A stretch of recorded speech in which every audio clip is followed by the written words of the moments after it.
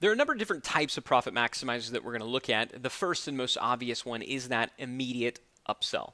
Okay, the immediate upsell, and the perfect representation of this is the you want fries with that, right? And we have already deployed an immediate upsell when we offered the core offer on the back of the tripwire, right? So we've already deployed an immediate upsell, and that was a profit maximizer, to an extent. But you can, if you want to, if it's appropriate in your market, you could have another immediate upsell for another profit maximizer after the core offer. So you don't have to stop at, somebody comes in, they opt in for your lead magnet, then you offer them a tripwire, then you offer them your core offer. It doesn't have to stop there.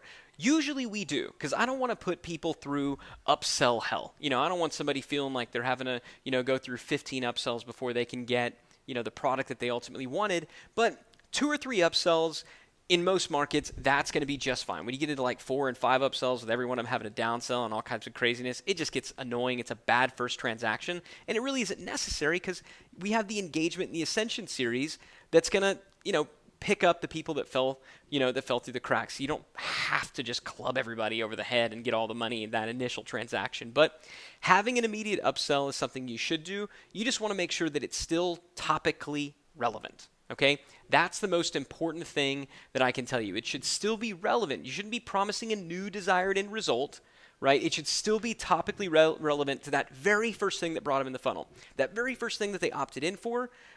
Then, whatever that topic is, you're going to have a tripwire that was topically relevant, a core offer that's topically relevant, and as long as you have something else that is topically relevant, then you can offer that again as an immediate upsell, but just don't go kind of crazy berserk and offer something that doesn't make any sense. Now, when we get into cross-selling, the difference between an upsell and a cross-sell is a cross-sell isn't necessarily topically relevant. A cross-sell is simply relevant to the market. So let me give you an example.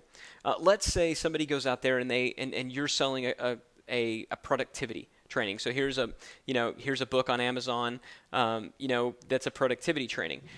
You could sell somebody, something else that, maybe if somebody's interested in productivity, maybe they want to know about Outlook. And Amazon does this all the time, right? This is the customers who bought this also bought this. So you're basically telling people, look, this isn't necessarily relevant to the thing you came in on, but I think you'll like it anyway because it still has something to do with you and who I think you are, and the stuff that I think that you're interested in. Okay, so that is a cross-sell. Now, if you're going to do a cross-sell, like I said, it's not necessarily relevant to the core offer. It's not necessarily relevant to the tripwire. And so because of that, it needs to still be appealing to the market. And it's a good thing to offer if you're going to do this. It's the type of thing that you can offer on the ultimate thank you page. So when it's all said and done, the order is finished, the transactions have closed, and you're telling them, thanks so much for your order, then right there when it's done on the thank you page, you could put something like Amazon does where you say, hey, customers who bought this were also interested in this, and maybe you send them off to a new thing. But it's not a one-click upsell. You're not trying to sell them there. They just might go somewhere else to buy it. But for the most part, cross-selling occurs once somebody's on your newsletter list, right? So after they've gone through that initial, funnel, they're on your list. Now you're going to make some cross-sells after the fact and try to figure out what else they're interested in. The third type of profit maximizer is the Slack adjuster. Okay, a Slack adjuster. And the best example of a Slack adjuster I've ever seen is the, $800 cappuccino machine that you'll sometimes see for sale in Starbucks. Now, do most of the people who walk into a Starbucks, buy an $800 cappuccino machine? No, most of them are in there buying, $4, $5, $6, $7, $8 cups of coffee, right? But they're not going to buy an $800 cappuccino machine. But you know what? Every now and then someone does. And when they sell one of those $800 cappuccino machines, even though they don't sell many, when they sell an $800 cappuccino machine, that sure does make up for a whole lot of cups of coffee. And so having one of these Slack adjuster type offers is a really great thing for a business. Something where, it's going to be 10 to 100 times the core offer price, right? 10 to 100 times the core offer price. So if somebody came in, a $50, $100 offer, you might ultimately be selling them something that's $10,000 down the road. And that really, it's only going to appeal to maybe the top 2% of your market. Just like I said, that the $800 cappuccino machine isn't going to appeal to, the vast majority or even a small majority of the consumers who come into Starbucks, but it'll appeal to probably the top 2%. And usually it's sold as access or done for you or high-end consulting, something like that, right? It usually has to be some type of a done for you service to really justify those types of pricing. But, this is something that we do. The napkin project, the training you're going through right now, is about $100 training, depending on the level and what package you purchased it with. But we also have a $15,000 to $25,000 done for you service where we will architect and build a conversion funnel for you. So if at the end of the road you've gone through all this stuff and you say, hey, this is great, but I just want you to do it, for me, that's going to be between $15,000 and $25,000. Now, how many people who go through the napkin project are going to do that? Not many from a percentage standpoint, but I only need one person to do it, and that's a whole lot more revenue than, I got to sell a lot of napkin projects to get, one or two, to equal one or two people who take advantage of that Slack adjuster, that done for you offer. So it really changes the economics of the business. It dramatically increases average order value from a relatively small percentage of your list. So think about it. What can I have in my business as a Slack adjuster? What's that really big price item that I could offer that I know the vast majority of my people won't take? 98% of them, it's not going to be for them. But those 2% who are, really excited, or they're more advanced, or, whatever, it's going to be interesting to them. What could your Slack adjuster be? Then we get into bundling and kitting. Okay, bundling and kitting. So I'll show you an example of this in just a little bit, but some of the ways you can bundle and kit is you can combine a high margin item with a low margin item. Right? So a good example of that is combining information products with hard goods. We do this a lot in the survival and preparedness space.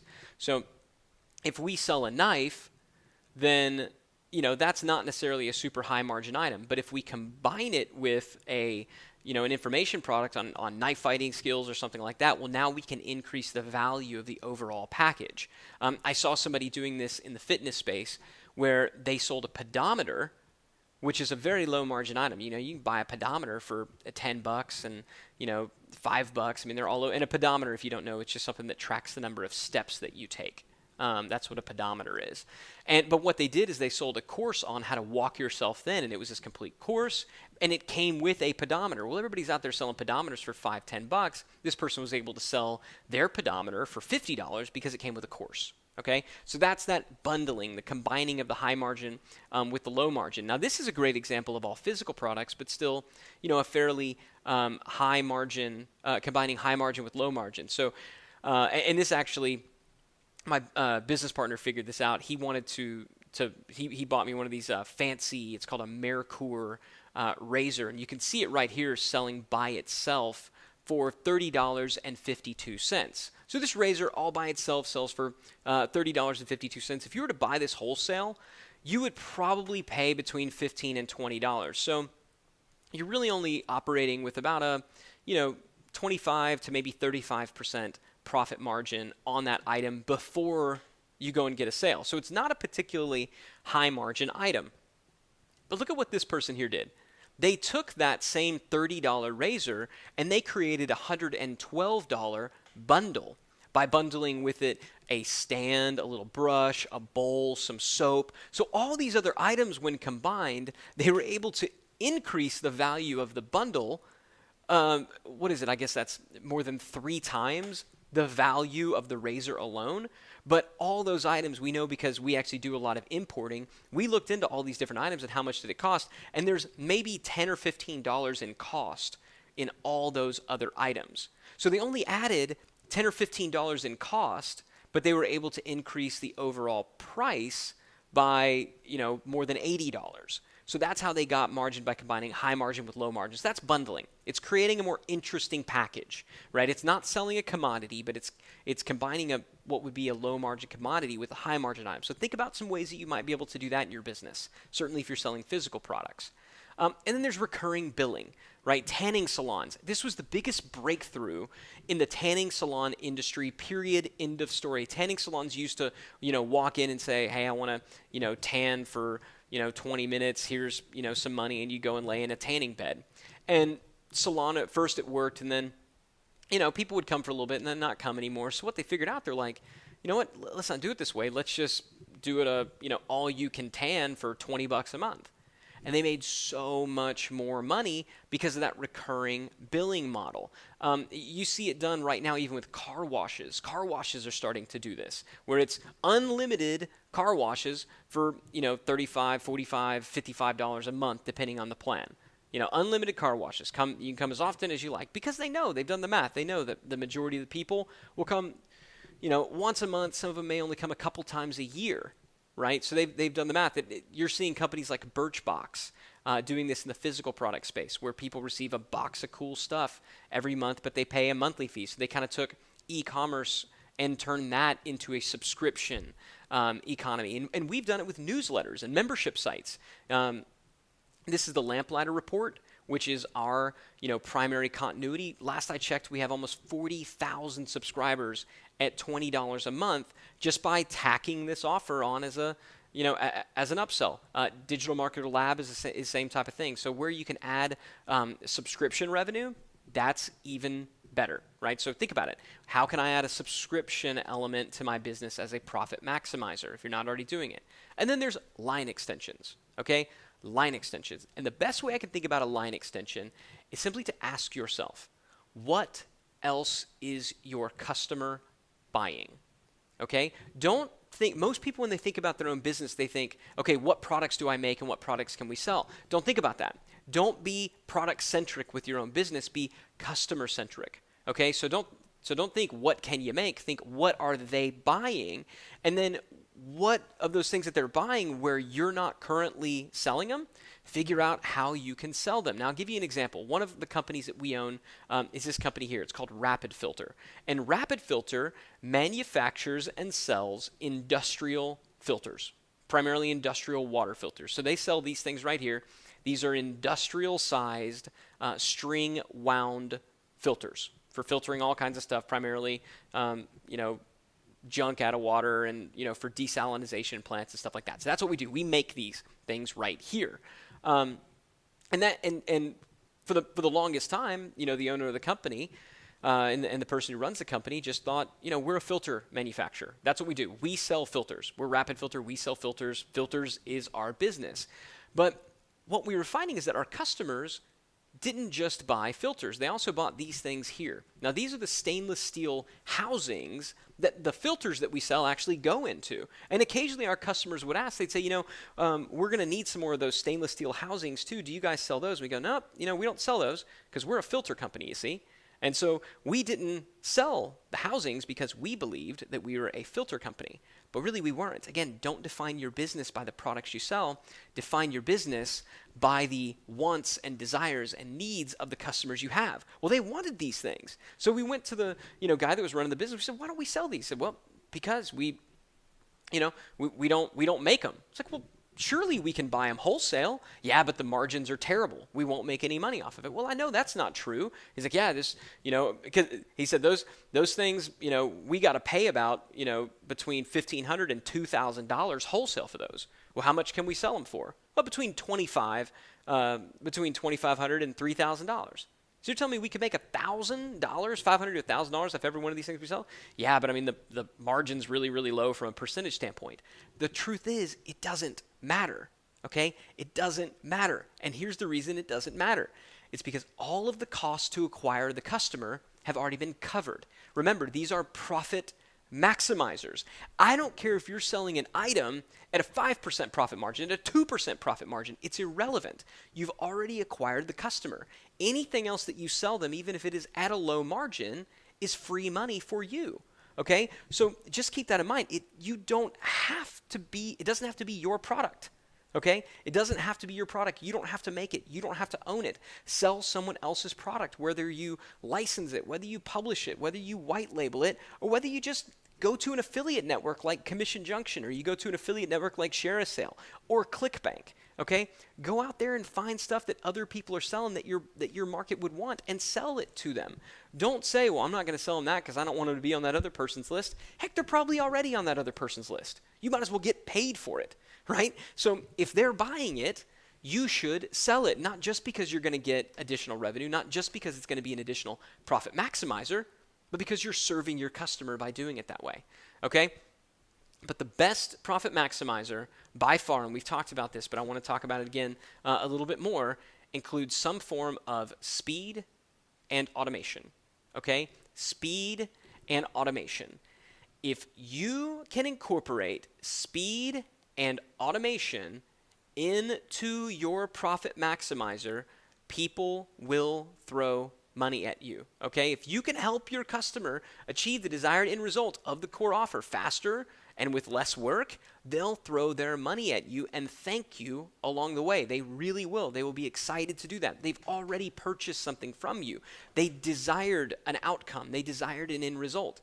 If you simply figure out a way to get them that end result faster, then they'll do it. So the 3 magic words of any profit maximizer sale are this. Want some help? That's it. Once you've sold somebody a core offer, right? Once they have purchased your core offer, all you have to do is go back to them and say, hey, want some help? Now, I'm actually giving you in this model a want some help campaign. It's an email campaign that you can use to follow up with people to sell them a high ticket Slack adjuster if you want. It's designed to drive, inbound sales calls. You could modify them to just get people to go to a website though if you want. But the idea is they've already come, they've already bought something. They might want some help from that. And so that's going to be included in this module as well, which is another campaign that you're getting from the machine training. So some examples of speed and automation upsells, some examples of ways that you can offer to help your customers are, if you are a physical product seller, offer expedited delivery. Expedited delivery, that's speed. They want the product because that product's going to get them an end result. The simplest way to get them the end result faster is to get the product in their hands faster. So offer expedited delivery for a little extra money. Offer to assemble it for them, or offer some type of advanced training on how to use the product more efficiently and effectively, right? Those are all forms of speed and automation upsells.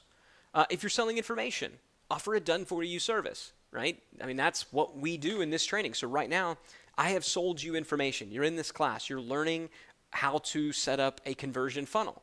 But if you want me to architect and build your funnel for you, me and my team, then we'll do that. We have a done-for-you service. Like I said, it's between $15,000 and $25,000. It's not right for everyone, but a lot of people take us up on that. So think about it. Can you offer a done-for-you service where you do the thing that you're teaching in your information product? And if you don't want to do it, by the way, then partner with somebody who is and just make a little bit of the money. Again, it doesn't matter if the margin is low. You're serving your customer, and the cost of acquisition has already been incurred. There's also tools and equipment. So in one of our markets, we sell a course on how to buy and sell scrap gold, right? So how to buy and sell scrap gold. Gold prices have been going up and fluctuating all over the place, and you can make pretty good money if you know what you're doing, buying scrap gold and reselling it, melting it down, doing whatever. Now, one of the things that we upsell on that is a gold testing kit. So it's a little kit. It's a bunch of little tools where you can test the gold to know if it's 10 karat, 14 karat. We got a diamond tester so you can tell if it's a real diamond or a fake diamond. And the course sells for, I want to say, $100 to $200. The kit, the tools, and the equipment sell for another $300 on top of that because it's a lot of stuff, right? But if somebody wants to actually do this, if it's a way of automating it, they're going to need these items. So we're offering it for them as a kit. Software, the same type of thing. When we sold a course on how to publish your book to Amazon Kindle, we also sold a piece of software that allowed you to format your Kindle book. Could you do it manually, by hand? Yep, you could. The software was speed and automation. And even consulting. Consulting is a form of speed and automation because you're helping them get to the end result faster by just telling them what to do. If you sell software, offering installation or migration services or just a higher level of support, all speed and automation. And consultants, service providers, service professionals, attorneys, accountants, financial planners can offer a more hands-on experience or the opportunity to cut in line. So at tax time, if you're an accountant, you could say, look, everybody gets their stuff to me last minute. April's really, really crazy. And so if you pay this expedited thing, I can get yours done faster so you'll get your return faster. Okay?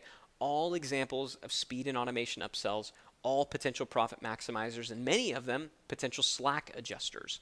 All right? So my goal really for you is to double your profit per customer. If you can do that, if you can double the amount of profit that you make per customer as a result of implementing one or more of these profit maximizers, then you now have the ability to spend twice as much to acquire a customer and still make the same money. Think about that. You could spend twice as much to acquire a customer and still make the same money. You can go out and double your commissions for affiliates. You can double the amount that you're willing to pay per click and still make the same money. But what's going to happen? You're going to get a whole lot more customers. You're going to get a whole lot more affiliates. If you go to your salespeople and you double their commission, your salespeople are going to be working a whole lot harder, and you're going to have the best salespeople in the world. So that's the game.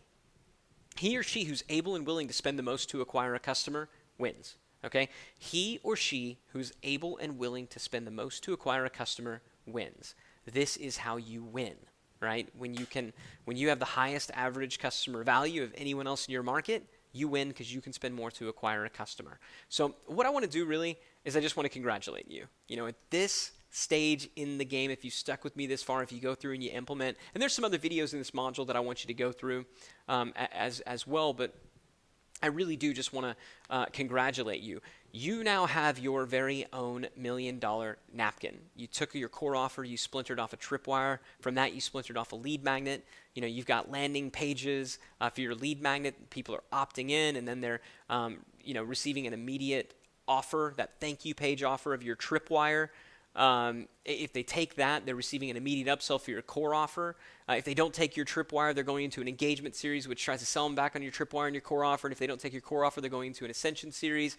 Everybody, no matter what, eventually winds up on your newsletter list, your bucket list, where you can broadcast them about additional profit maximizers, and heck, additional funnels, additional napkins. So my hope for you is that you don't stop here. My hope is that this isn't the only napkin that you ever build for your business, that you have multiple lead magnets, multiple tripwires, multiple core offers, and that they all have their own napkin. And so I don't want you to stop here. And also, what you've learned is a very simplified conversion funnel. It works. Again, when you hear simple, don't think that it's not effective. This is amazingly effective, but if you want to get really, really crazy, because these days our napkins are a little more complex, then I highly recommend that you check out followupmachine.com. It really is the next level of the napkin concept. It really is the next level when you're talking about implementing very, very, very high-end, high-level return path strategies and all the things that we talked about.